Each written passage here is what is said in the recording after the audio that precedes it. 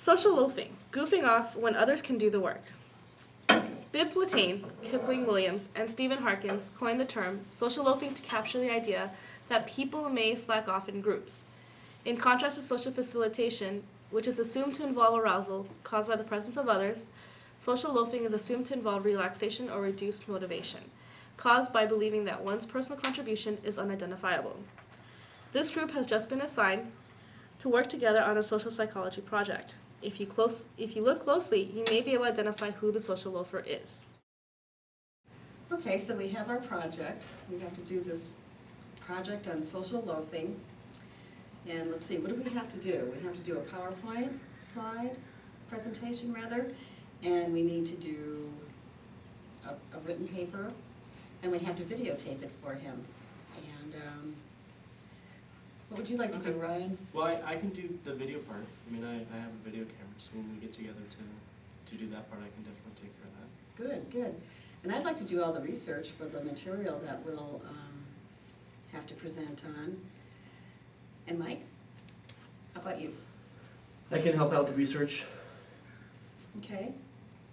I can probably do a PowerPoint if, I can have a PowerPoint ready by next week, I think. Yeah, I can have the research material by next week, and well, we won't need the video camera Right, yet, yeah.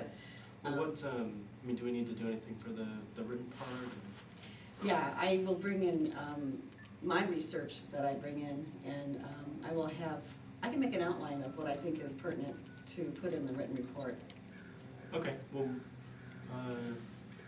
why don't you bring in the research and I'll do the outline based on that, and then we'll rotate between us to do the paper and all that. Yeah, it sounds good. Okay, so next week I'll bring in my research material. You're gonna hand it over to you. And Mike, do you think you can have anything for next week? Yeah, I'll have the PowerPoint done. I'll make sure that's done for next week, no problem. Oh, okay, well, all right, we'll see what happens next week. As you can see, it's easy to identify who the social loafer is in this group. One relevant characteristic is gender. Men are more likely to do it than women. Feelings of anonymity contribute to social loafing, as we have noted, but anonymity can have other consequences as well. In particular, social psychologists have proposed that being a member of a group can sometimes produce a state of de-individuation, which refers to a loss of personal identity and a sense of immersion in a group. People feel relatively anonymous and can be caught up in the actions of those around them. I have all my research here, Brian. I can just give this to you and you can make the outline. I found a lot of stuff, so let me know if you need any help with sorting through any of it. And did you do any of the research? I'm checking out this cool site. It's got transformers on it and monster trucks. You got it. I'm sorry. I didn't bring the PowerPoint with me, no. I didn't know it was this week, actually. I'm sorry.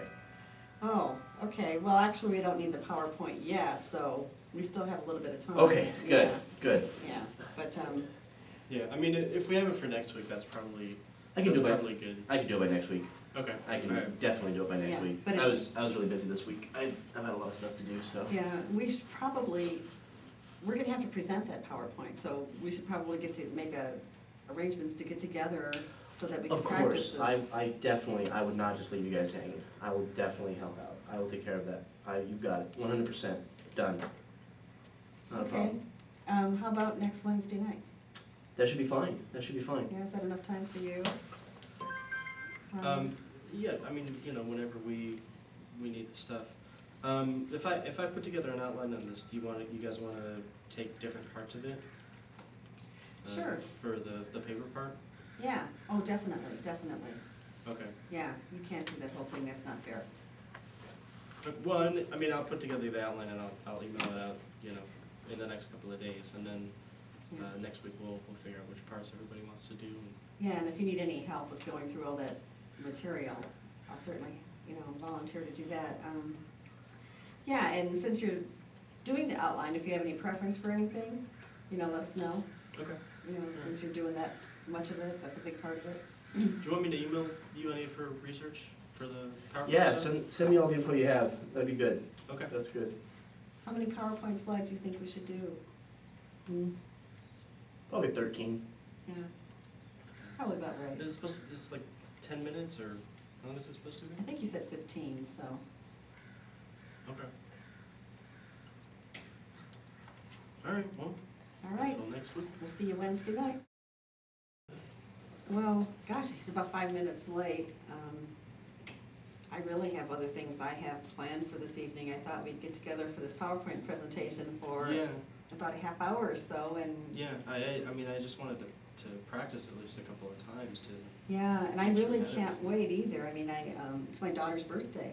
You know, we're having a birthday party. did he say anything about not being here, or? I emailed him earlier this week to see how he was coming along and to remind him that we were gonna get together tonight so we can do our practice on the presentation. Have you heard from him? I didn't hear from him at all. Huh. Should we Well- wait, or? Oh, yeah, we have to wait, but I just might have to leave early because I don't wanna let my daughter down.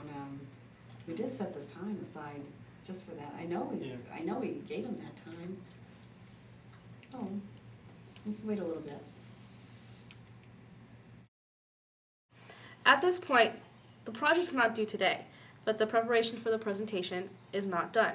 As you can see, Mike's social loafing has caused a major strain on the rest of the group. What should they do?